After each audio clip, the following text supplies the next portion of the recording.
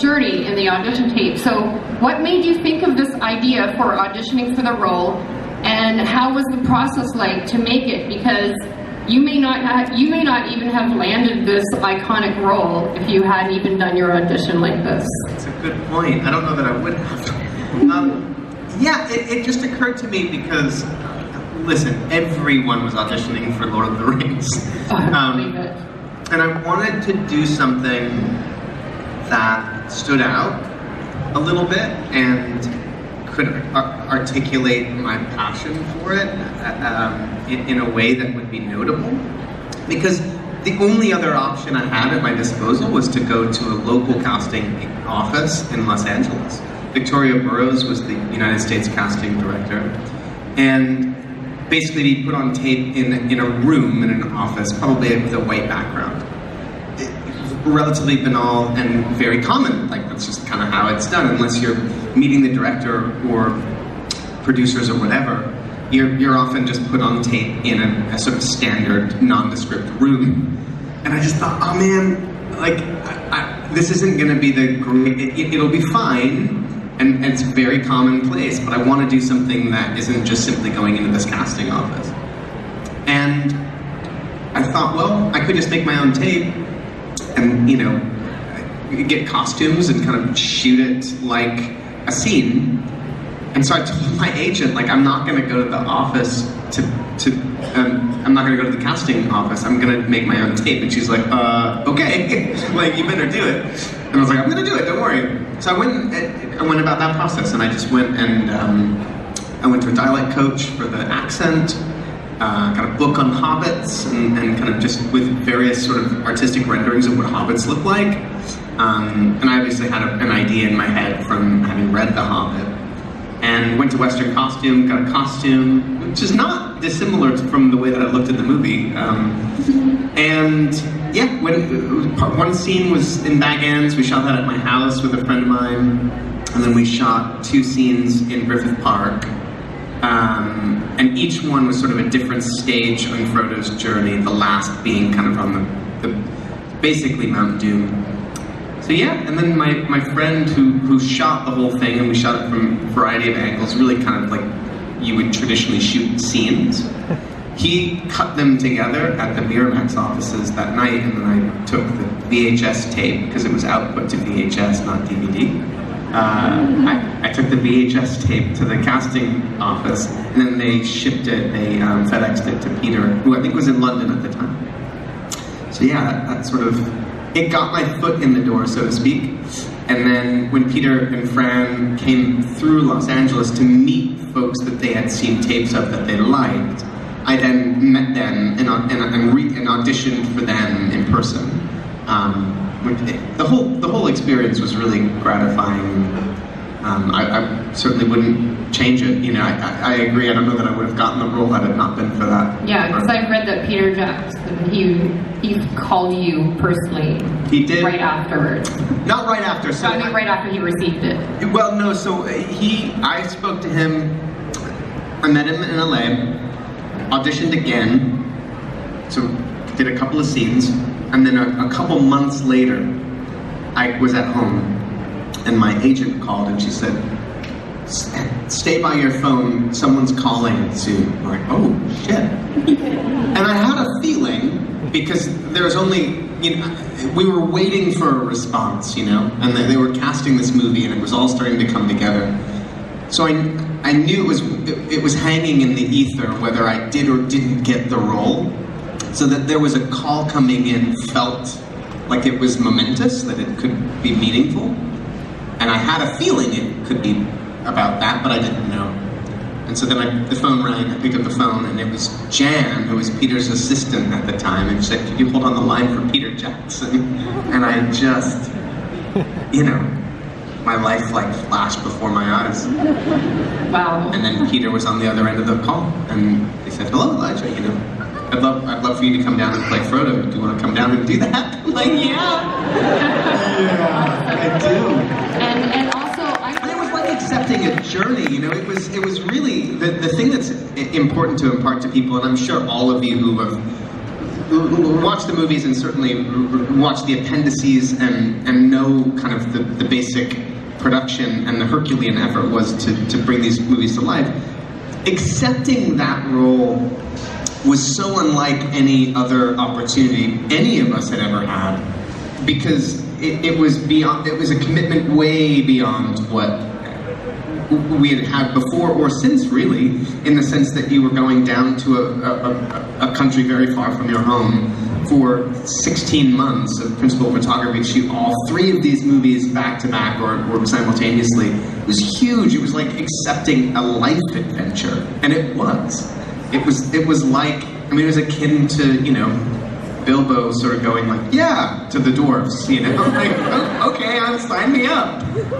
Thank you so much for your question. We're going to move on over here. Sorry, it's a long answer. It took up a lot of time. I apologize. Hello, my name is Rebecca. Hi, Rebecca. Hi. Hey.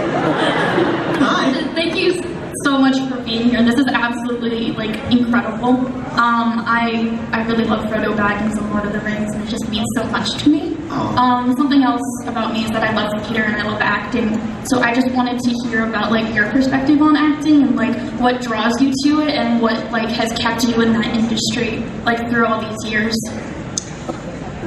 Oh, wow. Well, it's different every time.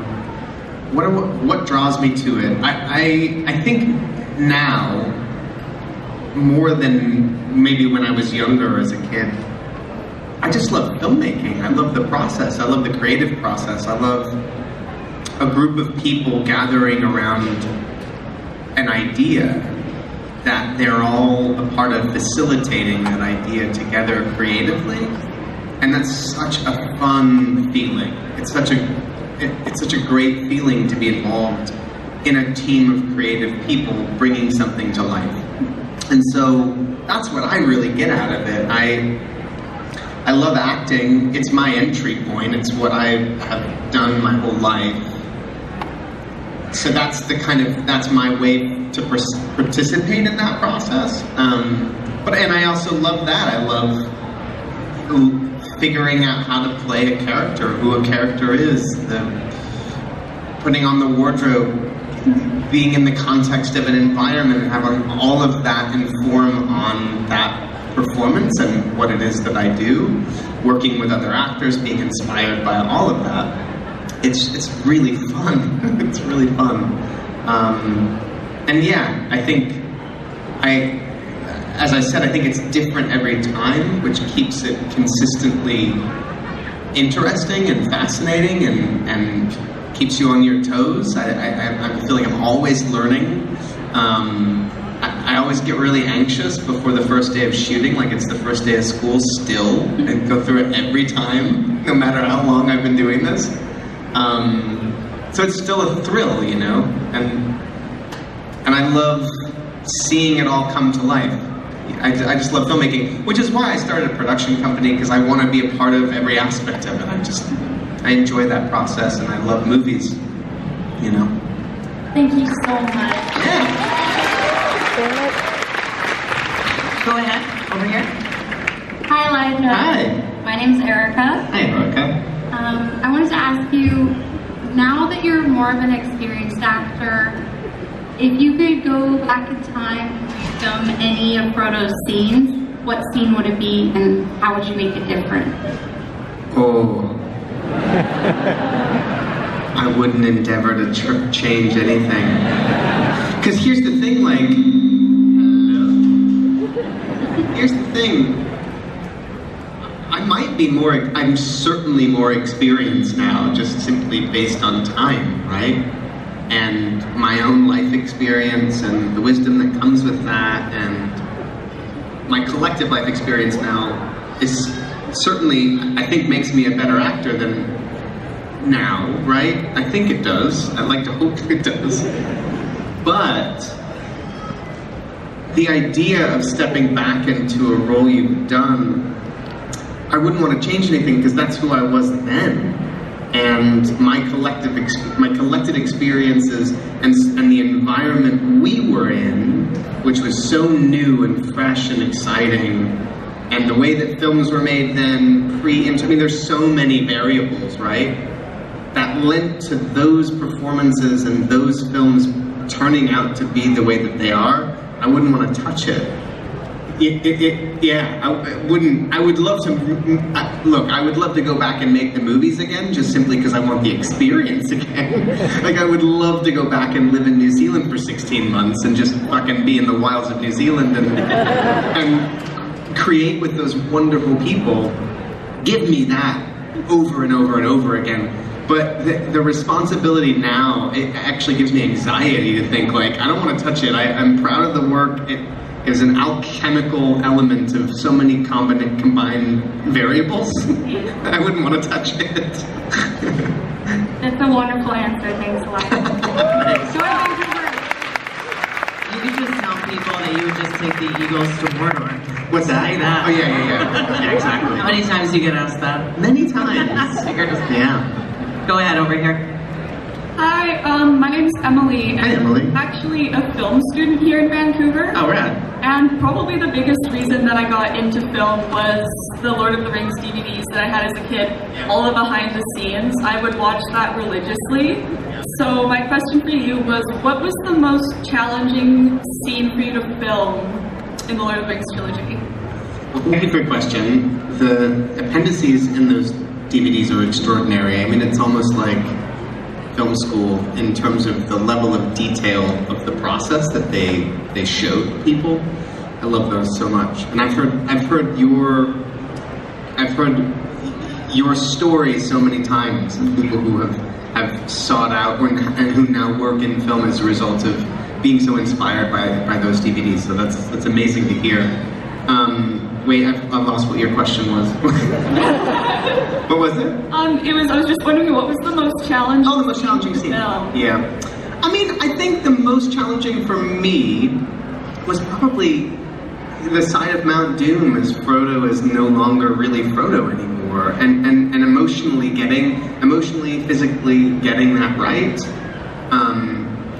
For it to be harrowing, for it to be upsetting to watch your character that you've watched go through this journey fall apart like that and kind of almost not make it. Just wanting to really feeling the sense of responsibility to deliver that very important kind of climactic aspect of what the character was going through. So I remember Sean and I both really feeling that. So yeah, easily the hardest to just get right, you know? Thank you so much. Yeah. Thank you. Go ahead, over here. Go ahead. Hi, my name is Topher, and I just wanted to start. Your work with Spectrovision has been a huge influence on me. Oh, rad. Thanks, dude. But I wanted to ask about Maniac. Yeah. Because when it came out, the big story was you demanded to be on set every day.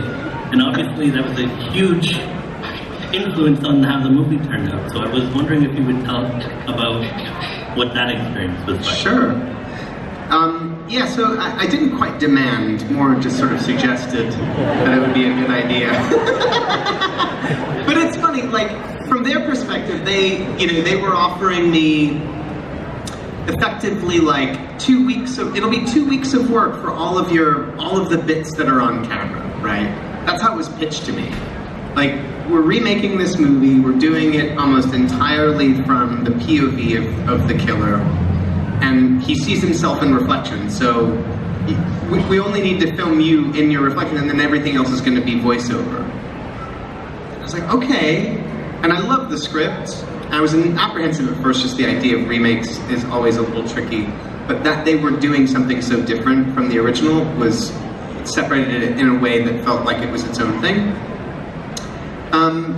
And so it just became apparent really quickly, like, I probably need to be there every day because choices need to be made from the standpoint of the actor to inform the DP where to move the camera and how to block a scene, so that the actor should be a part of that process, even if the actor's not on screen. And it ended up being so fun. I'm so grateful that I got the opportunity to do it, and that it all worked out for me to be there the whole time. But it was essential. Like, we would block every scene out in a really traditional way, and the Maxime, the cinematographer, and also the operator would then like work out how he was going to fit into that sequence of blocking. And we would do this together, and it was kind of this amazing dance. And then I would find new ways to interject and break frame with a hand or an arm. And so it was kind of a discovery process every day that they wouldn't have had.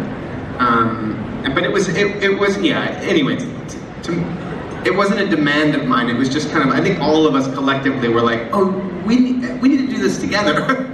We can't just have you come in and do these little bits. So it was really fun, really fun. It was kind of a part played in 3 parts, because there's the bits that you see of him on screen, and then there's these kind of ways that he breaks frame, and then there's the voiceover, and so it was these kind of different elements, and the character really came together at the very end in the VO stage, because I was able to re-record all of the dialogue and then interject breaths and do things that I wasn't able to do in the day. It was excellent. Thank you so much. Yeah. Thank you. Go ahead over here. Your turn. Oh, Elijah, hello, how are you? I'm very well. How are you? Great, I found out you're in Yellow Jackets. Did you film it at BCIT in Burnaby? I believe we did. Oh yeah, because I'm a journalism student there. You probably filmed on, and I'm actually in the building on the other side when you were filming. Okay, cool, man. Yeah. Oh yeah. So I know last year was a big year for comebacks with like, let's say, with Brendan Fraser and Ke Huy Quan like winning Academy Awards. Do you think you'll have that moment at some point? For me? Yeah, getting an Academy Award. Oh right. Oh, I don't know. Okay. Maybe. Yeah, I don't know. It would be quite an honor, but these things, I don't know. I certainly don't. I'll put it this way: I don't make any choices based on that being a sort of achievable goal. But if that were to be something that would come into my life, it would be amazing. Thank you very much. Yeah. Thank you. Go ahead over here. Hi Elijah, I'm Derek. Hi. Big fan of Lord of the Rings and Frodo. I'm just wondering, are you more of a second breakfast kind of guy or an 11Cs kind of guy? Put me in the 11Cs. I tend to eat breakfast quite late. Me too, yeah. And sometimes I skip it altogether. Good question. Food questions are always fun. Go ahead over here. Hi, my name is Callie. Hello, Callie. Hi. Oh my gosh, sorry. To sing and sometimes not know we were getting to sing on the day. It was really fun. The cast was so great. It was the first time I got to work with Melanie Linsky, who I'm a huge fan of. She's in Yellow Jackets, if you know.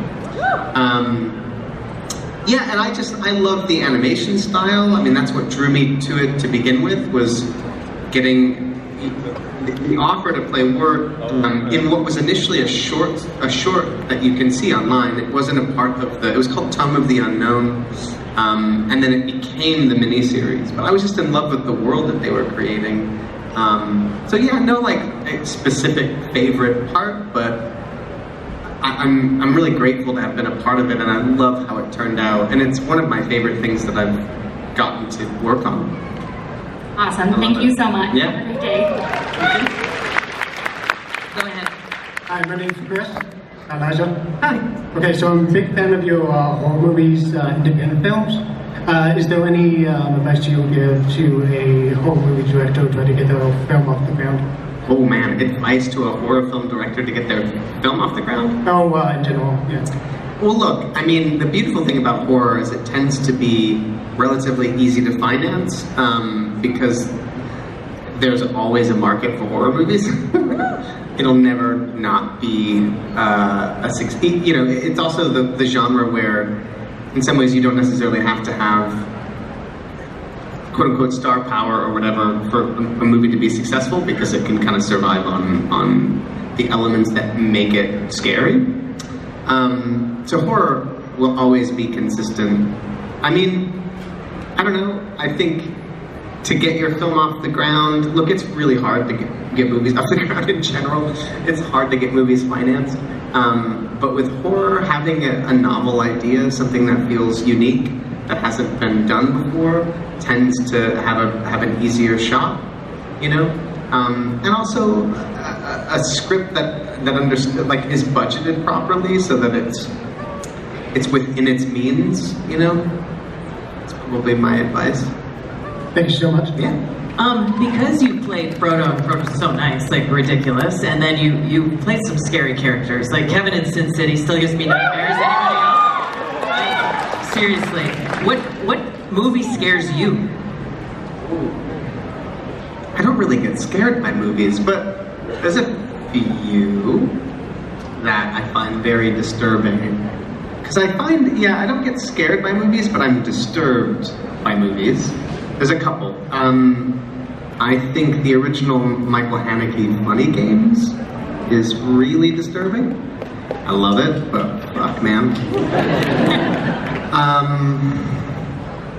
What else? There's a great movie called Begotten by a filmmaker called Elias Marriage that I find very disturbing. It's virtually wordless. It's black and white, but like heavily degraded film. You can't quite make out what you're seeing, which makes it all the more disturbing. And I find violence, like real violence towards people and to like children, to be really upsetting. Horror is so fantastical most of the time.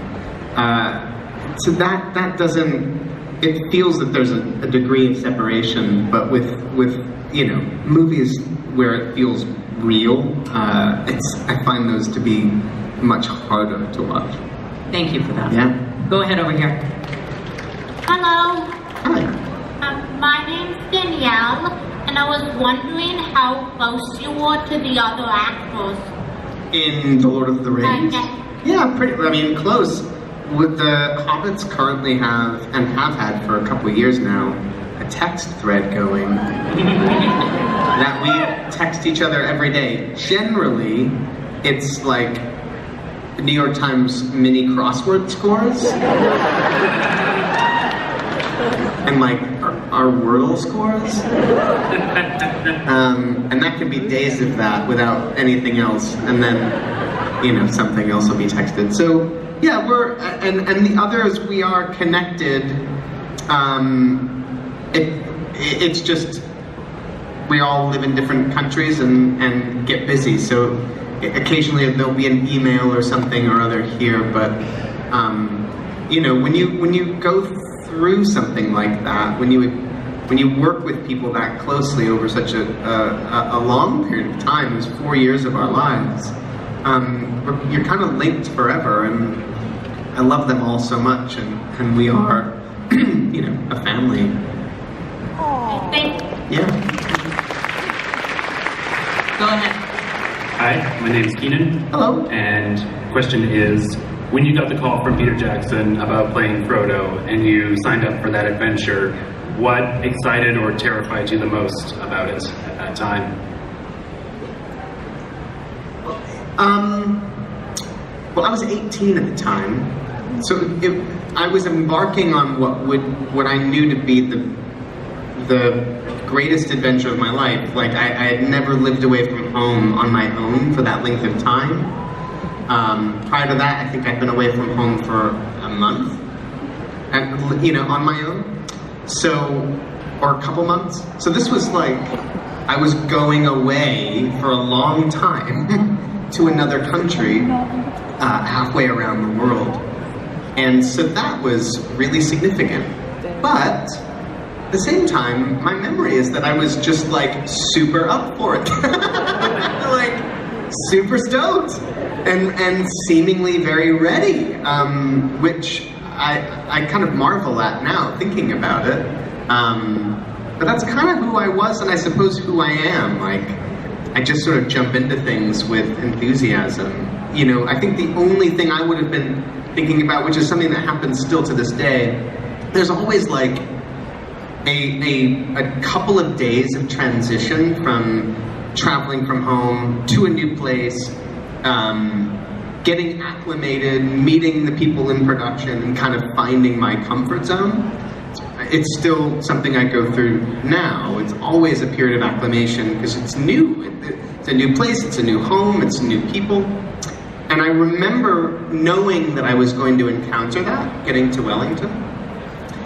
And I remember feeling that very first day, getting to Wellington, because you land in Auckland at like 6 in the morning, 5:30, 6 in the morning, and then by the time you get to Wellington, it's like 9 a.m. And I got picked up and then driven around Wellington. And like halfway through that drive, I was like, oh fuck, I feel great. I kind of instantly felt at home, it was notable. I remember feeling that, like, oh man, this is gonna be good. It feels great.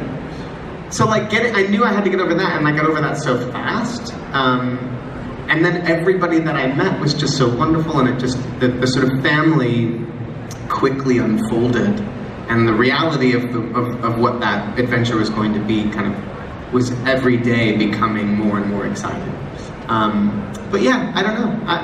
It was the biggest thing I'd ever been a part of. But weirdly, thinking back on it, I wasn't freaked out. I was just stoked. Thank you. Yeah. And I just want to say, you bow to no one.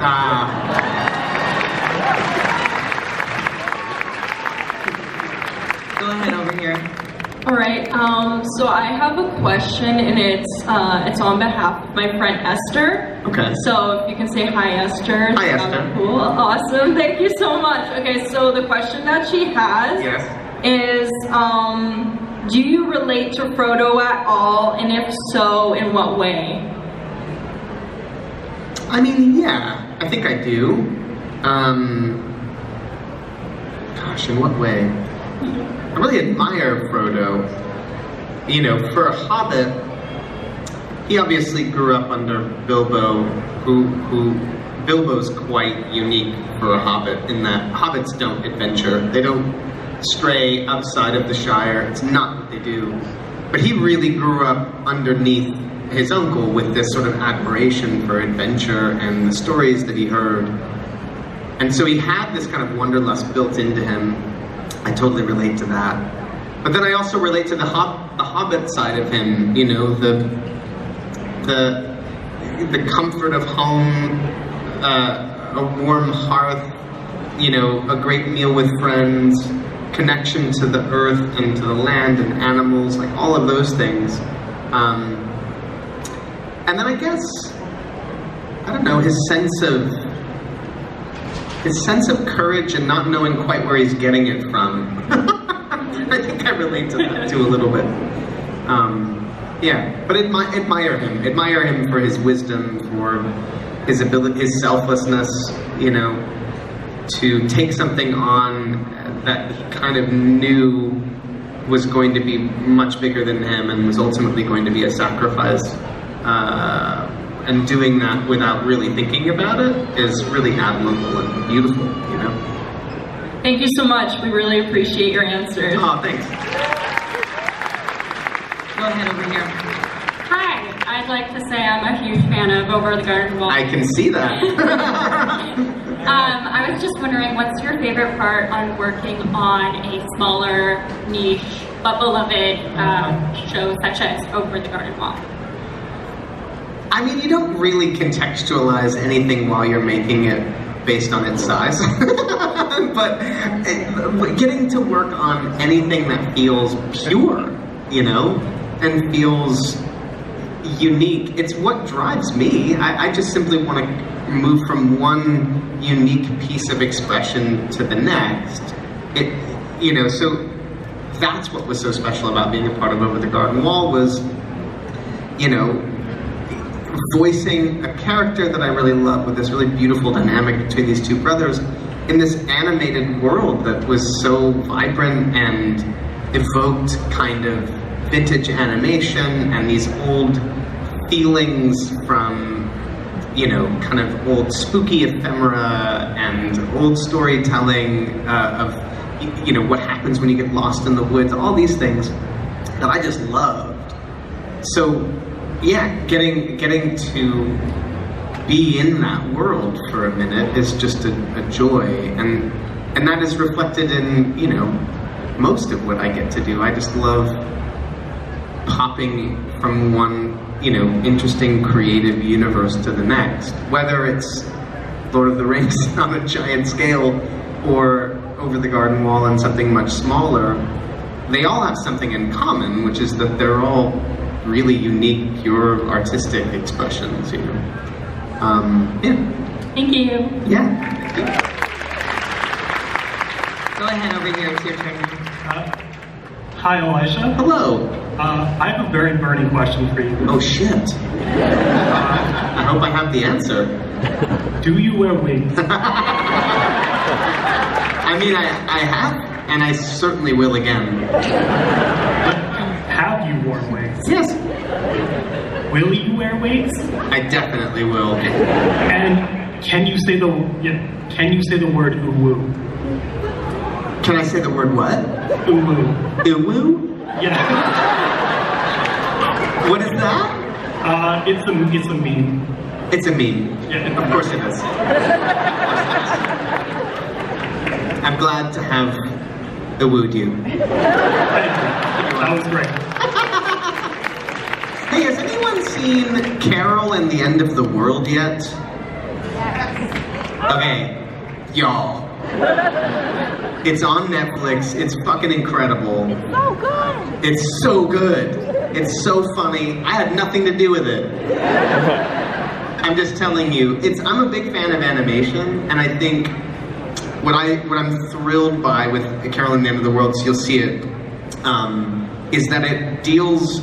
Like, animation tends to be, for the most part, especially in the United States and North America, tends to deal in, like, family and kids, which is a great space, and even Over the Garden Wall to a degree. But Carol and the End of the World is an adult story, and it's an existential experience of this girl dealing with her impending doom, all of our impending doom. There's a giant planet that's gonna crash and collide with Earth, but it's really just about these characters dealing with that in their own little way. It's so good. Anyway, I just finished it. It's awesome. This whole room is probably gonna watch it. Please, it's so good. It's so special and really funny. I think it's your turn over here, right? No, you over here? Yes. Yeah. Yes, we're over here. Hello, Mr. Wood. Hello.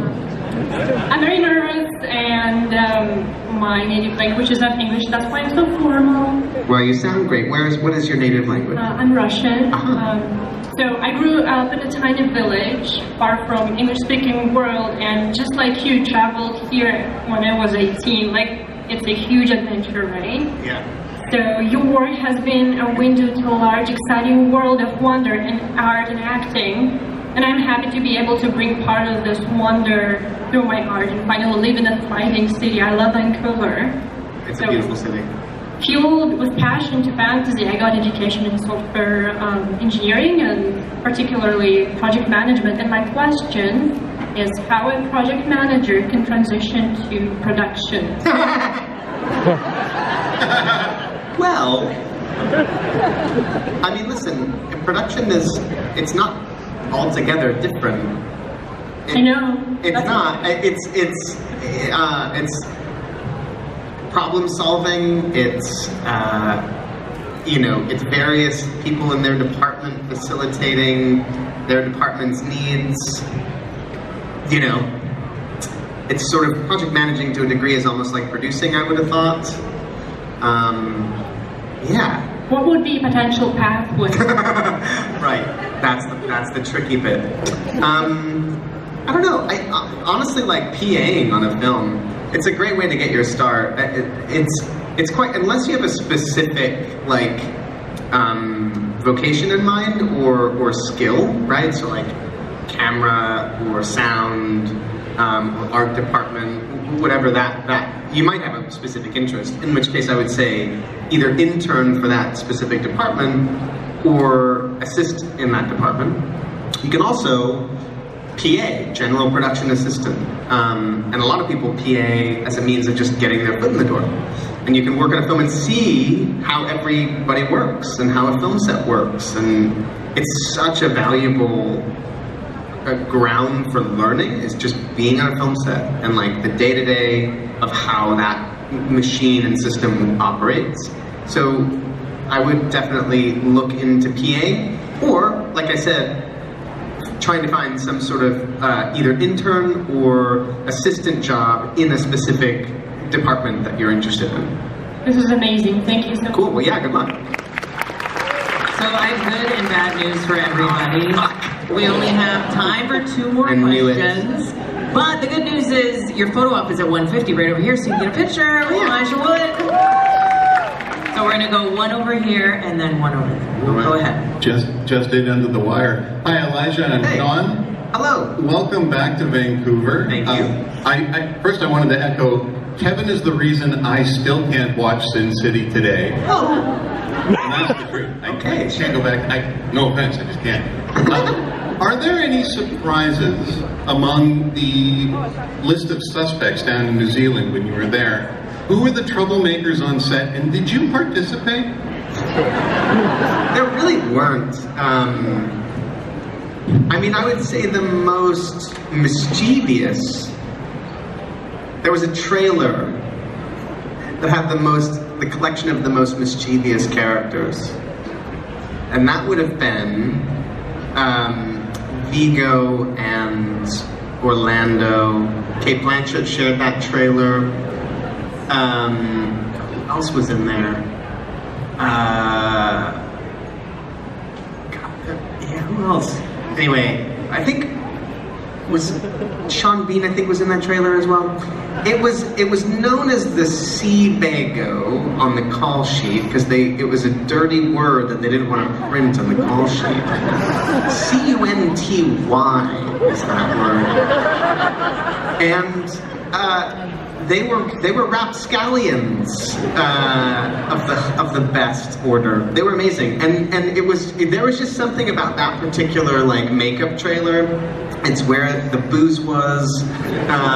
They definitely would have like a glass of wine at the end of the day. It was lovely. It was all quite above board, but they were hilarious. And Vigo, because everybody has their own mirror, right? So they have their seat in front of their mirror, and then the hair and makeup department has a mirror to look at to put on your hair and makeup. Well, he, over the course of the film, just kept putting photos on that mirror, so by the end, it was completely covered, and his makeup artist had no reference but just to have him, like, turn around. But yeah, I mean, look, there was a lot of laughter and a lot of silliness and goofiness all the time. Because we were all kind of in the same age ranges for the most part. I think that the oldest clearly was Christopher Lee, and perhaps Ian, but for the most part it was like a spread between mid to late 20s to early 40s. A lot of people just also on this crazy adventure together. So, I mean, was there pranks and stuff? I guess, not really, but there's a lot of laughter and silliness all the time. That's great. Thank you very much. Yeah. All right, last question. No pressure at all. Hi, I'm Ginger. Hi. I want to know what your favorite scene to film in Lord of the Rings was and why. My favorite which? Scene. Scene. Oh, right. Favorite scene to film.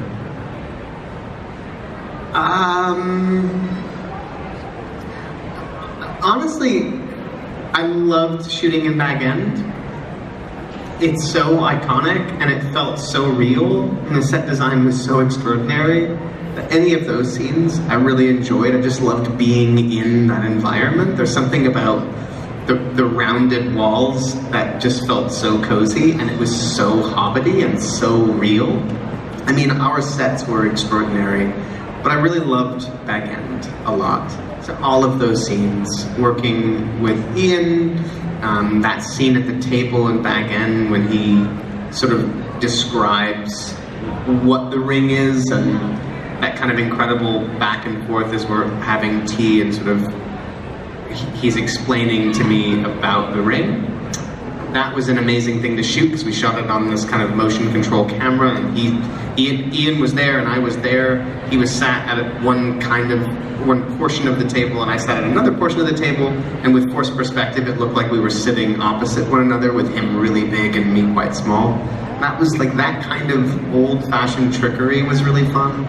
So yeah, and then anytime we got to shoot sequences with all of the Fellowship, I loved being around Billy and Dom, and for all 4 of the Hobbits to be together, it was always pretty joyful and hilarious. Thank you. Can you also say hi to my mom? Yeah, hi your mom.